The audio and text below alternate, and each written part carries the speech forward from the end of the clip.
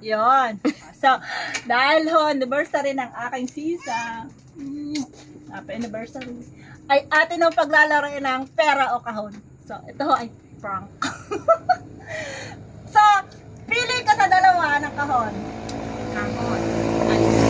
Tuturo mo lang. May bawal niya po eh. Tuturo mo Bawal. lang. Yes. So, Tuturo mo lang. hindi pwedeng samdami. Hindi pwedeng samdamin. O, patungan mo nito kung alin na yung napili. Itong ipapatong ko sa aking napili. So, gaganong-ganunin ko muna Sige, para baka- yung baka tapos mamagnet. kung saan yung Mamagnet. saan yung mamagnet, doon ko ibibitang. Yan. Naku, paano yun? Parang dito lahat. Parang hindi naman kasi nababase sa kung anong meron yung kahon sa ganda or sa laki. Kaya, so, ang pipiliin kong kahon, syempre yung nasa tabi ko dahil laging gusto ko, nasa tabi ko ang aking asawa. Sige, yan. Then, anniversary ito namin. napili mong kahon. Ito ha, napili niyang kahon. Ito hindi niya napili, din sa tabi. So, yan. Atin siyang palalaro. Siyempre, may pera tayo dito. Oh, ang yaman. Yes! Kapatid ko. Pero barya ito. Yes. Tapos mamaya babawiin niya daw. Yes! Alam nga. Sabi niya, akin na ate. Alam nga na, makabigay ko sa iyo. Ano to? 3 piso. Pera o kahon? Kahon. Kahon. Sigurado ka? Siyempre. 5 piso. Pera o kahon? Kahon pa rin ako. Kahon pa rin. Sigurado ka? Siguradong sigurado. 10 piso. Kahon. Kahon. Pera kahon? Kahon. Kahon. Sige. Ito lahat ang barya ko. Magkano yan? 30. Pera o kahon? 30 pesos. Parang napapaisip na ako sa pera. Dahil yung pera pwede ko nang ibili ng ano yun eh. Ng isang balot na tinapay, tsaka isang colors, yung jelly juice. Meron na ako nun. Pera o kahon? Sagutin mo na lang ang tanong. Pera o kahon? Kaya nga eh, parang napapaisip, parang gusto ko na yung pera eh. Oo, sige, basta ba? Pero dahil gusto kong dumami ang pera ko, kahon. Oh, 50. Pera o kahon? Marami na to. 50. Medyo kinakabahan ako. Pera o kahon? Kabakabado na ako dito. Kahon. Kahon. Sigurado ka? Sigurado na Sa ako. tanong, pera o kahon? Kahon. 100. Pera o kahon? Dami nang mabibili ng 100. Pero dahil alam ko, nararamdaman ko na ang kahon na ito ay maganda para sa akin. Kahon! Kahon. 150. Pera o kahon? Oh no! Pinagpapawisan na talaga ako! Pera o kahon? Ano? Kahon! 200.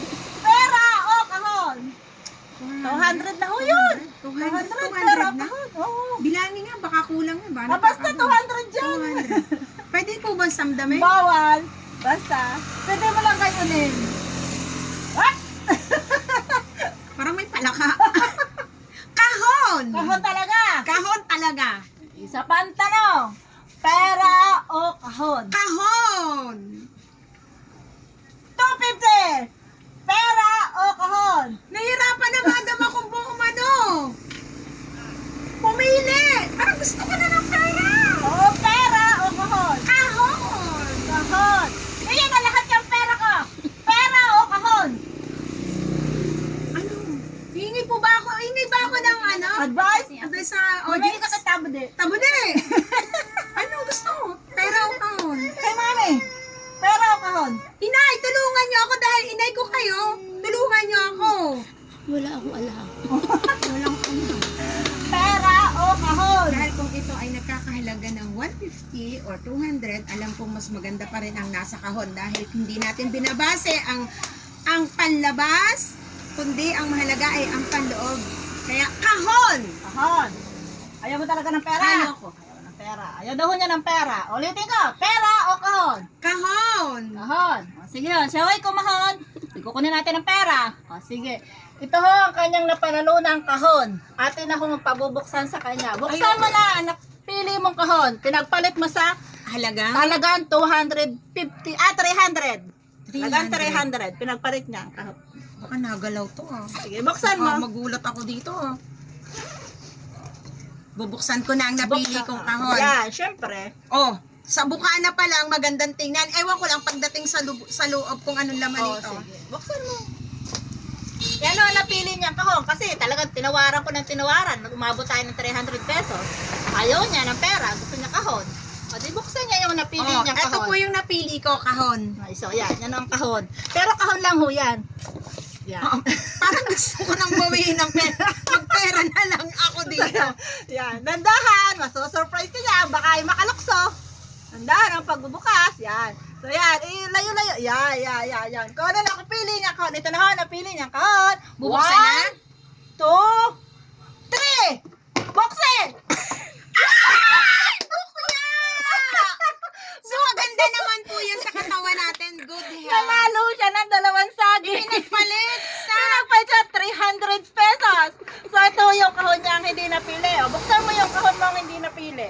Kung ano ang laman. Kung ano ang laman. Ang kahon mo ang hindi napili. Cellphone din! Cellphone pa rin. Di na ako naniniwala. So, yan. Tararan! May saging ka na. May flowers ka na. Thank you so much, my dear sister. I love you. O, tingnan mo muna ang laman ng flowers na hindi mo napanalo. Na syempre, di ka nanalo dyan. Di uwi namin to. Ito ang flowers ay may laman. 500 pesos. 500 daw. So, hindi ko siya nanalo. Hindi uwi namin. Aba, hindi naman niya napili. O, kaya naman di uwi namin ito. Silver lang talaga ibigay mo yung points. Alam ka naman. Pinawi. Pag madaya, Madaya, oo nga. Hindi Ah, naman pero niya may, napili. ang bulaklak ay pala may 500. Hindi, ang daya mo. Ba't ikaw kumain ng saging? Ako talaga yung napanalunan. Siya ho ay talo. O, yan. Dahil talo ka, mag-iimis talaga yung... At iuuwi mo pa Iuwi yan namin yung... to. Yung saging sa'yo na lang. Yan. Saging, Siyempre, yung bulaklak, iuwi namin kasi may laman. Alright, thank you.